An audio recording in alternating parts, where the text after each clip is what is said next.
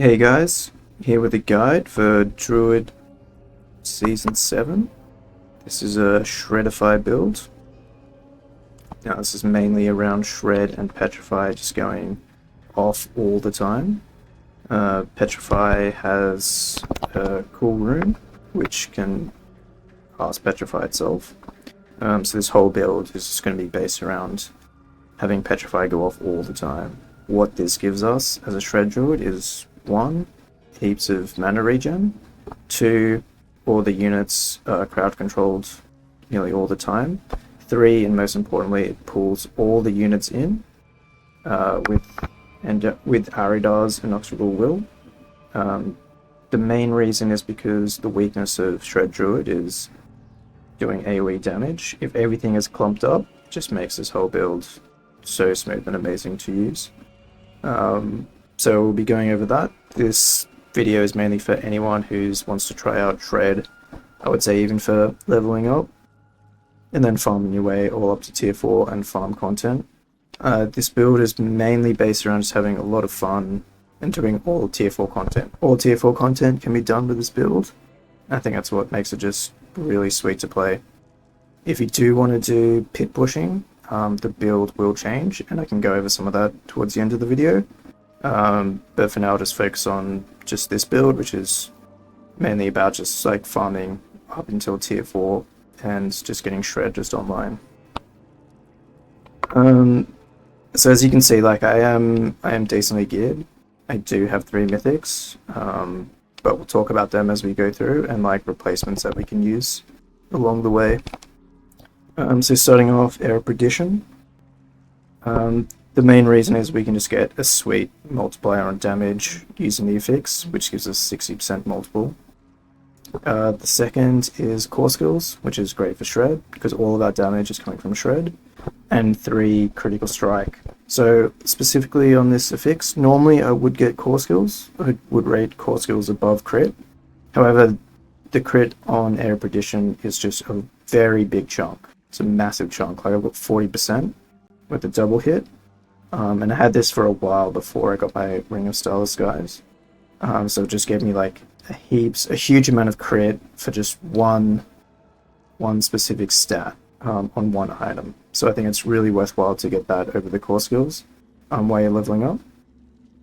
If you obviously getting Air Perdition is pretty hard. So in replacement of that, you could just get a normal helm. I would just focus on resist, max life, and armor, depending on where you're going. I found a bit of a struggle to get armor capped and resist capped going into Torment 4 until you can get about 220 Paragon points. You're probably gonna have a hard time getting resist capped, but we'll go over that as we progress. And so the last thing I want to notice is the runes. Initially, I've been running with a 2-hander, and I would put the runes in the 2-hander if you're running a 2-hander, and then put a replacement would be Willpower. It's just at the moment I'm testing out offhand and a main hand, just so I can see if different multipliers we can get different damage, because I'm just trying to do some pit pushes at the moment. So it can be quite difficult, but I would rate the willpower over the critical strike damage you can get in your weapon. So definitely if you have a 2-hander, put this rune setup, or one of the rune setups, in your weapon, and then get willpower for your stats. Shroud of False Death. The main benefit to this one is just the +1 to all passives. We do have a lot of passives that we'll go through, so all of these just help, and it's like probably the biggest DPS increase is just from that +1's passive. The all stats is amazing for getting resist capped, because as we'll see on the Paragon board later, there's a lot of stats where you can add another 3% if you have intelligence or dexterity, which we do struggle with for a long time. So Shroud of False Death just gives us all stats, which is really good. For my masterworking here, I am finding I'm a bit lacking on max life, so I might respec into getting more max life, but I'm just seeing how it goes for now. But I would just always take that into consideration. When you start pit pushing, max life does matter, but for this build, we'll just go the all stats. Okay, gloves. So the first thing to note is shred, that's the most important. After that, attack speed and willpower are your main stats that you want to get. I have gone through a fair few different gloves, but I was pretty lucky to get these. So I'm very happy that I'm able to get shred. For the codex, your core skills do up to X increased damage basic amount you fortify. This is really good, and we'll be fortifying a lot in this build, so this is a really good multiplier to have, as we can just get the uptime up a lot. Okay, for pants. So the codex, what I found is that running Agile Wolf wasn't giving me any damage increase. So Agile Wolf Codex gives Shred a 4th attack, and like it goes up to 65% multiplicative damage. But I just never really saw this in real world. It just didn't seem to apply. I don't know if it's bugged out. So instead I'm running Exploiters. This just gives us a straight 40% multiple on anything that's unstoppable, which is mainly just bosses. Because this build is really good at AoE clear, bosses is probably the downfall, so this just helps tremendously. For the boots, so I'm running Storm Shifters. This is really, really good when you're starting off as well. I can't stress how much having +5 into your core skills at nearly before you're even 60 is not taken. I've seen lots of other builds run a variety of different things, but especially if you're going through the Torments and you don't have Starless Skies, you don't have Area Perdition, which is giving you more core skills. Having additional core skills is a huge buff. It's better than most multipliers before you start getting items with core skills, just because you're just increasing, the base damage that everything's going off. I find it's really nice. When we go through the skill tree, you can see Hurricane does some other things like less damage while we're in it, and it's also just got a good uptime compared to Debilitating Brawl. So I just thought it was really nice. For the weapon, the main thing I want to focus on here is the temper for a chance for Shred to deal double damage. This is huge. For the Codex, we're running Shred deals X multiplicative more damage, and Shred has a 33% chance to land an additional strike up to 4 times. So this is really massive. The main thing I want to point out is that the 33% is a fixed set number, which means attack speed is even more important to get off 4 strikes compared to the multiplicative damage buff as a codex itself. What I mean by this is if you're running like an offhand and an on-hand, obviously the multiplicative damage is less, so 72% to 144. But the 33% stays. The only reason I have this on the two-hander is because it's the biggest multiplier we have, so I'm just trying to double it, basically. For the rings, so I am running Starless Skies. This is obviously just really amazing to have in general. We don't need any of the regen, although the regen is amazing. But what we really want is the attack speed and the crit, which is huge, and the core skills, which again is just really huge. Before you get Starless Skies, I would probably run Hunter Zenith. The other one is depending on what stats you get and what rings you have. When you deal X damage while hitting a poison enemy as a werebear or a crowd control enemy as a werewolf, and everything will be crowd controlled basically all the time through Petrify along with all of our other slows.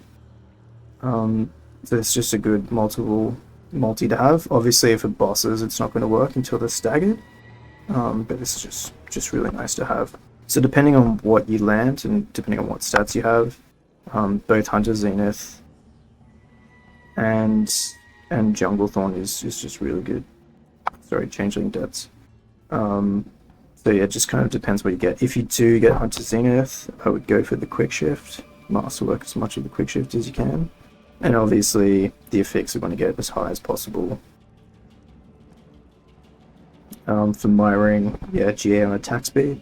So attack speed is just really important.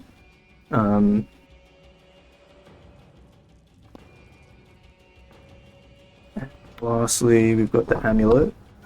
So I did get a GA quick shift amulet, and I re-rolled it, the other stat, and I got Envenom really quickly. So I was just laughing.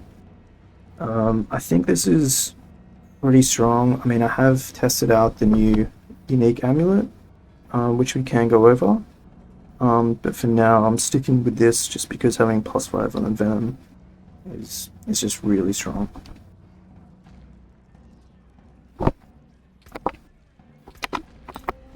Lastly, I'll just get a snapshot of my stats.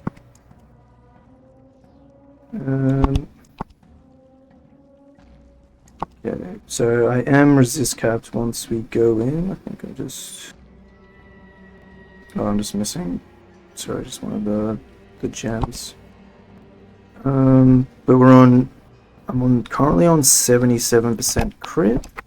Plus we'll get another free crit from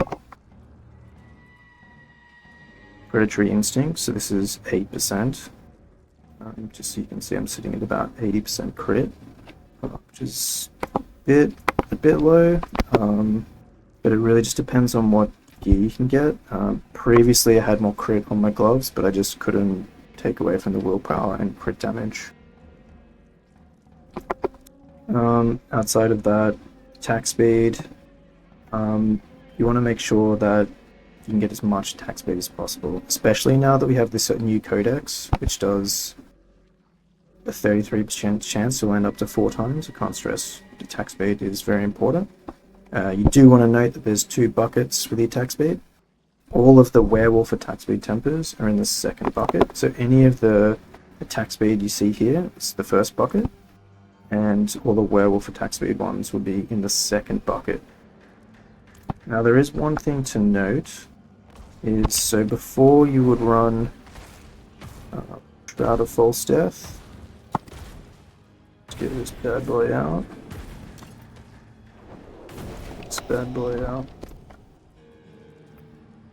So Madwolf's Glee. This will be a #1 item to get if you don't have Shroud of False Death.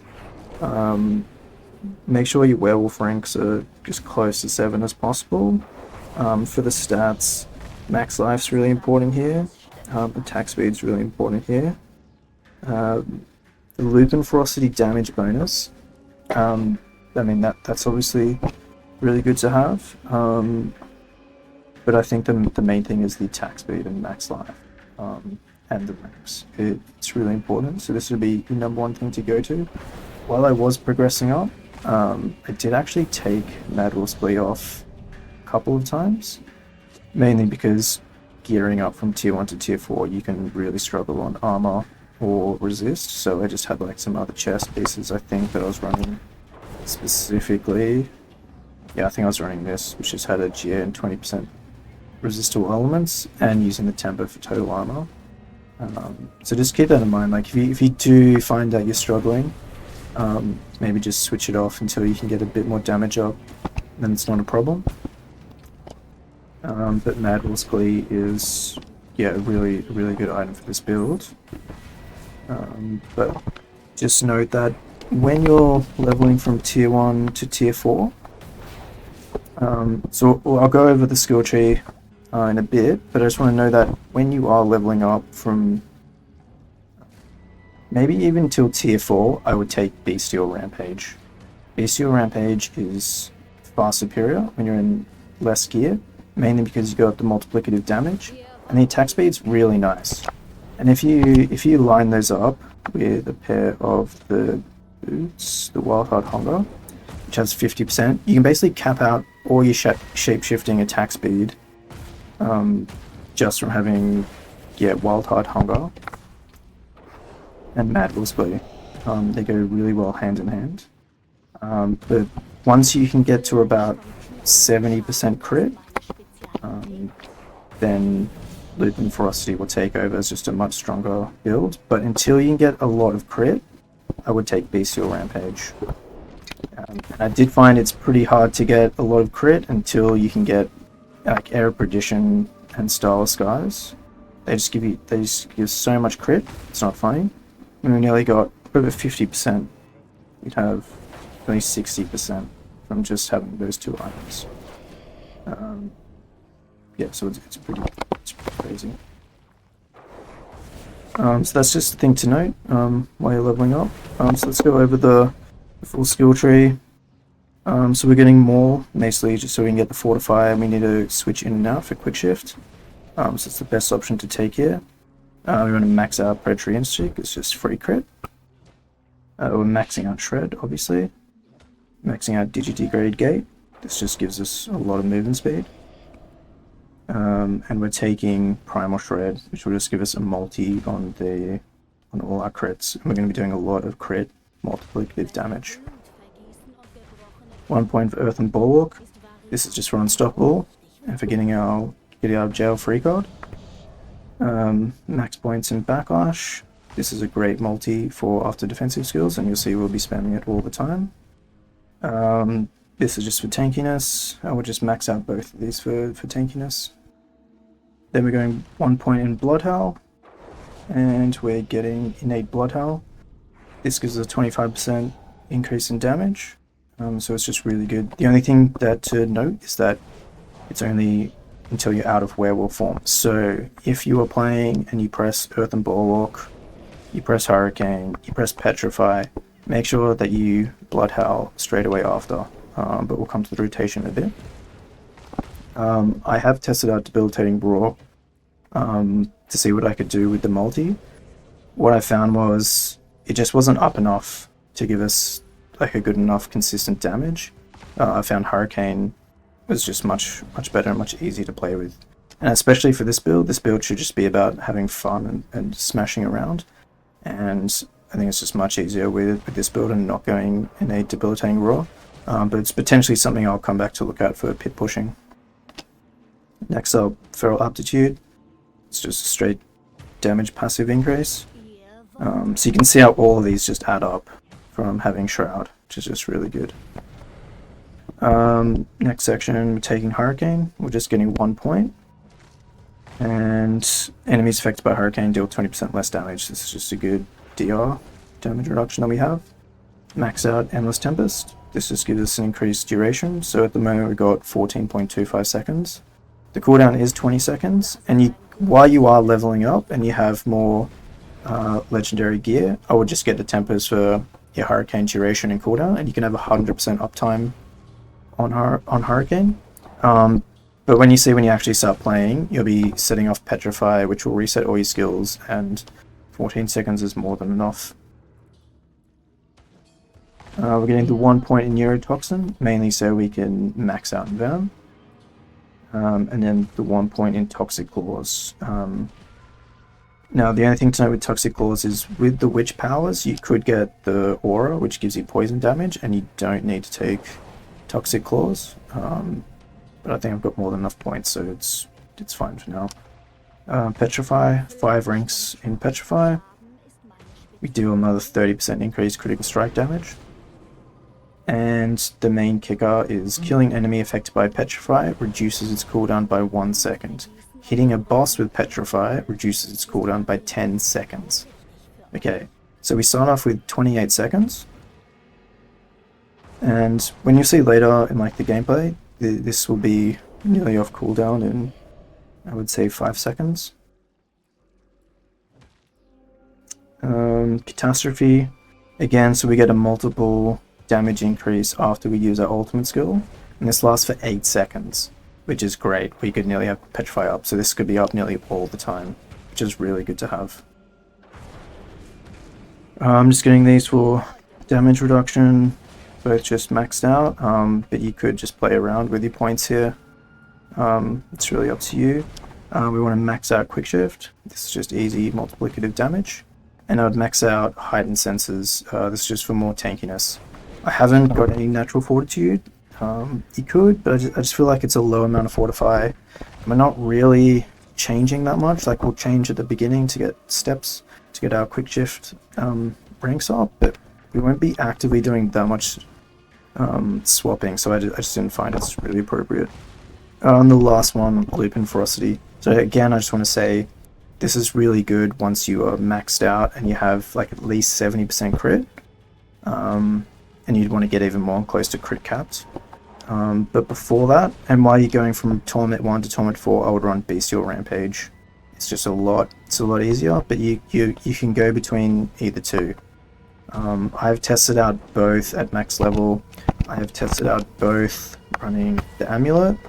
Got a few different amulets that I've tested out. I haven't master weapon, but I did some testing with that, along with Mad Wolf's Glee of adding on the extra damage.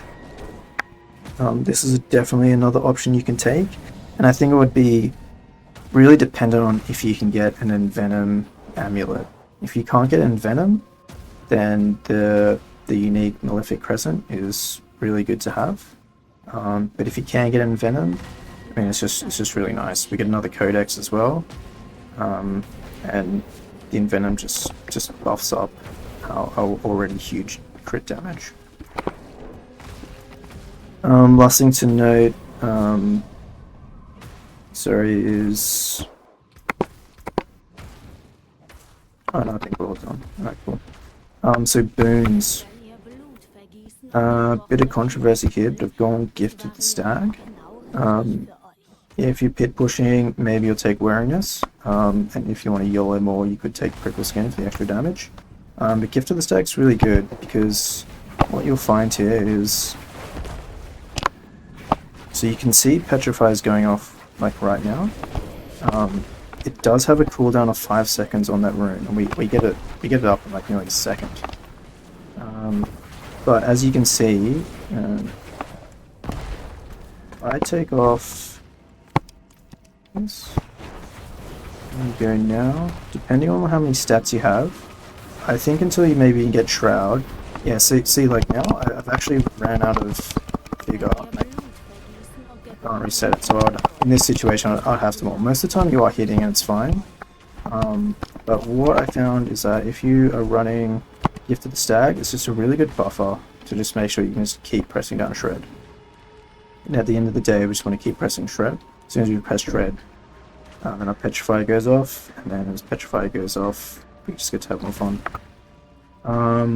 Okay, for the Eagle, I've gone attack speed and crit damage. When you're pit pushing or you're leveling up, you may want to go with the max life. You may also want to get crit. It really just depends, I guess, on what gear you have and what stats you have, so this just gives you some cool flexibility. Okay, for the Wolf, I've gone with Fortify 50% of your max life and use a defensive skill. When we go over the rotation, you see we have a lot of defensive skills up all the time, so it's just a lot of Fortify that we get, which is really nice.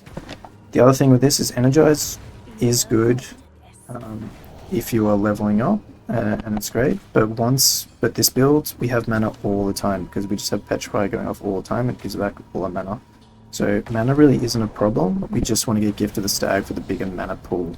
Just give us a buffer. And lastly, we'll be going with Critical Strike Shapeshift to have a chance to heal for 10% max life. Because we have a lot of crit, we're just healing all the time, so we're just in your face. It's really lovely.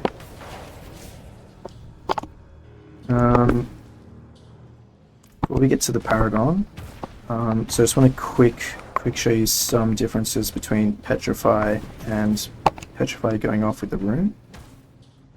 So...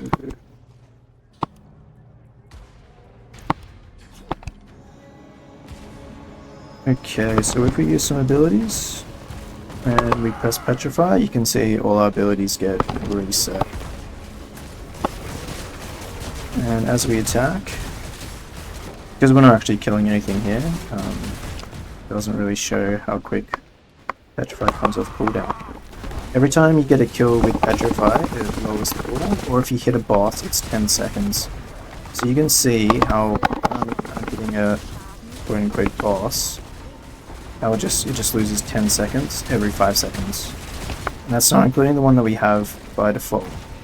The main difference that you should just note is that when we cast Petrify ourselves, like so, the cooldowns get reset.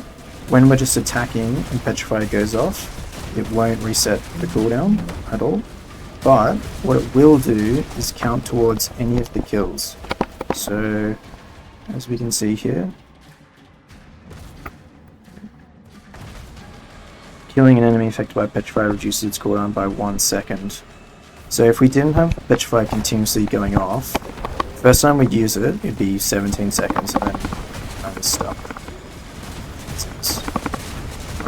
But having it with the rune just means we can just keep going. And it's just up all the time. And you might be saying, well, why do I need to actually press Petrify? Because one, for resetting the cooldowns, which I think can be helpful, because let's say it's about to be reset, I can just cast Bulwark, I can ult, and I go back to Bloodhowl. The main reason we want to cast Petrify is we want to get Catastrophe buff. So this is after casting an ultimate skill. So I believe if we have to press it to get this buff. And then the other one is our defensives. So you deal X damage for 5 seconds after casting a defensive skill. So we really want to make sure, like let's say we just keep kind of using a defensive skill. So and then, like I will just cast Earth and Bulwark before it's about to reset, because you want to keep Earth and Bulwark available, like as a get out of jail free card. But if you know it's coming up, then you can just leave it, and then we can just keep having buffs just roll all the time. So we're constantly having all these multiplicative damage because we're just constantly resetting and getting these buffs out, which is really nice. And then also more dealer.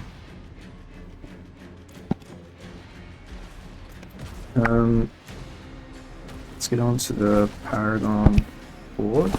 You will note, actually this is, I do have the Ran Nado for my Witch Power. I'm assuming not everyone will have this, as it just took a while for me to get. So I think if you don't have Ran Nado, I'd get the Doom Orb. The Doom Orb is really nice, and I'll quickly show you what I'm running for now. As of today, there was a patch and they've disabled some of them. I believe Soul Harvest is disabled at the moment, so I need to kind of figure out what I'm doing there. But as you can see, I've taken Shaken Soul, so I can get vulnerable. I've taken the Aura, which gives us poison damage, and it gives us a heal. Hex of Flames is kind of like our AoE clear. If you'll notice the fire damage, it's kind of just going out at the moment. That's Hex of Flames there. And yeah, the core stat multi, which is just really nice if it would actually work. And then Force of Will, just to give us another multiple on our overpowers. This would be more appropriate, I think, on pit pushing. Otherwise, it's not that appropriate. Okay. Last but not least, all the flasks and elixirs. Depending on your stats, if you're pit pushing again, go for Fortitude. Otherwise, generally, I'll just get the attack speed. Unless you're capped out, then you could get crit if you need it. Getting max life, I'm getting resist and some armor, which because I'm just under the armor cap. And you'll also find as you're leveling up, resist is really hard to come by. And then just the willpower.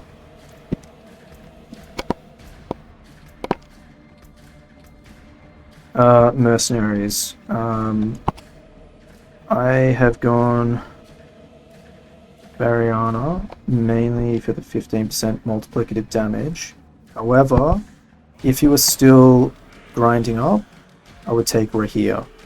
You want to get Rahir because either you can take 15% resist to all elements, or you can take 15% armor, and it is really hard to get armor capped and resist capped, so again I would take that.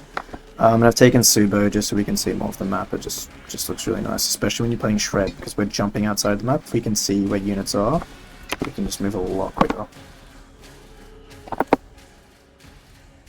Okay, Paragon board. So I am 234. So I'll just quickly go over the first board. I've gone Werewolf. I've smashed in heaps of willpower here, but you don't need to do that until you're probably like at least over 200 Paragon points, I would say. The second board, we've got Lust for Carnage. This just gives us a straight up 50% multiplicative damage and gives us more mana back. And I've taken Fang and Claw. This is just for another 12% multiplicative increased damage. I think it's just nice to have. And then we've just buffed up all of the werewolf damage here, and we're just getting more crit damage, which is pretty nice. Second board, Ancestral Guidance. So again, this just gives us more multiplicative damage. That's enough said. And I'm running Outmatch. I do like Outmatch because it gives us more multiplicative damage to the bosses. And also to the rare nodes. So on this rare node is core damage. I mean, this one's just straight up damage, but I think having 170% good core damage plus another 85% bonus is beautiful for Shred. Next board, Hide and Malice. This just got buffed this season, so at least we get 35% on the boss if there's no units. So that's really nice to have. And for the glyph, we're going Spirit. And then I'm just trying to get as much dexterity as I can filled out now in here. But I wouldn't do that until you're pretty leveled up. And lastly, so the last board, I've got Constricting Tendrils, mainly because in a beast we don't need it. It doesn't give us any damage increase. It just gives us an ultimate cooldown reset for shifting more, which we can get faster by ourselves, and it gives us mana back, or gives us some regen, which we don't need again because we're just casting Petrify all the time. So I've just gone Constricting Tendrils just to give us a little bit more damage. We are running Hurricane at least. We can try and get this to get triggered off. We do have a pretty high base damage, so it's just like an extra bit of DPS just because the board itself is pretty crap. As you can see, like I'm not taking any of these nodes because it's just nature magic damage. But I've got all the resists. I think I've just mainly gone for damage reduction and resist because that's really nice. I think the next plan will be to get out this 8% max life, which are going to be really nice. But I'm still open to testing out other boards as well. The main importance here is making sure you guys get resist capped. So I take all the resist that you can get. And then I think like I got this fairly late, but you want to get as much max life as you can as well. Attack speed, this one here is also really nice, but I would get it after you get resist cap. Just make sure you take all these resist ones first. Obviously this one's on the way, but everything else, just get that max life and resist. It's really important. It's a real struggle to get up. So that's basically the whole build. If you have any questions, just leave them down in the comments and I'll go over it. I'll put up some more videos on like different fights. For example, like Infernal Hordes, this thing smashes. This thing just smashes everything, I would say, except for like pit pushing. If you want to do pit pushing, I mean, you probably max out Shred at, I'm going to say pit 100. But yeah, we'll see how it progresses. There are other YouTube guys trying to see how far we can push Shred, so it's pretty interesting to see. The last thing to note is just the cooldowns and spell usage. So you want to make sure each time you do any kind of shift change that we use Blood Howl last. This is just because it gives us 25% multiplicative damage, and like, let's say if I use Earthen Bulwark for a second right now, we're already being taken out and gone back into Werewolf. So what I would generally do is, if my ultimate is just about to come off cooldown, I would spam Earthen Bulwark, just so one, we get some Fortify, we get another defensive passive multi going. So I would use Earthen Bulwark, I then would use my ultimate, I would then use Hurricane, and then I would go into Blood Howl. But generally as you go, like, you just kind of leave Earthen Bulwark, because you can have like your buffs up pretty much all the time. Like this thing just right now is you basically get a free Petrify every 5 seconds passively. So yeah, I think just go try it out and have fun. It's really fast build. You probably have to watch your mini map, and yeah, I'll try to get some more videos later and see how far we can push this. I'm currently at pit 91. I can easily see myself getting to pit 95, but getting to 100 I think is going to be quite a pain. You kind of just hit this wall. But again, I think this build is mainly just about having fun and shredding up Common 4 for all its content and kill bosses really quick. If you are going to do boss kills, I'll probably just change Aridas to Hunter Zenith or Legendary. And yeah, in the meantime, I'm going to be trying out some different stuff with an on-hand and off-hand. Mainly, so if you guys don't have a two-hander, for the offhand, you could get the codex to get critical strikes, increase your attack speed. But I was just testing out casting an ultimate skill, increase your damage by 28% multiplicative for 8 seconds, which, as you can see, we pretty much have that up all the time, so that's pretty nice. And it also gives you 2 additional ultimate skill ranks, which gives us further cooldown on Petrify. Which isn't too bad, but potentially I could take 2 points out for Petrify and use it somewhere else if appropriate, but yeah, I'm just kind of just testing that out. So yeah, that's everything guys. Enjoy!